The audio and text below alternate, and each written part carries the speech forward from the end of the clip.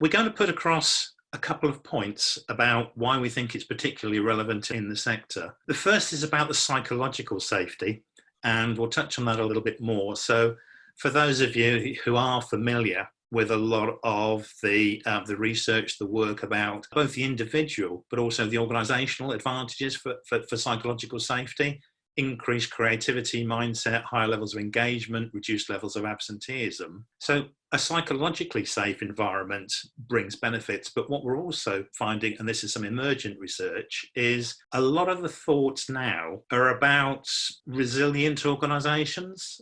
So resilient organization, how can we develop resilience and return and hold the status quo? And we hear a lot of comments about, well, when things go back to normal, when this all blows over, when this passes. And I suppose our sort of premise really is, what if there isn't a return to the status quo? And now, so one of the things that we're looking at here, antifragility is just emergent. It's come from the engineering sector.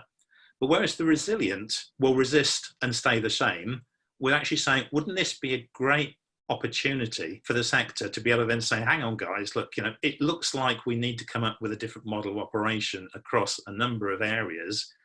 How about if we could not just be resilient, but we could move beyond resilience? How about if we could actually get better as a result of some of these challenges that are happening, and learn to sit with and use that level of tension? So we're going to touch on some of the emergent work now, which is about if we can recontract and understand the relationship with uncertainty, there are actually competitive advantages which are starting to become apparent now in terms of how organizations can work in the near and the certain future.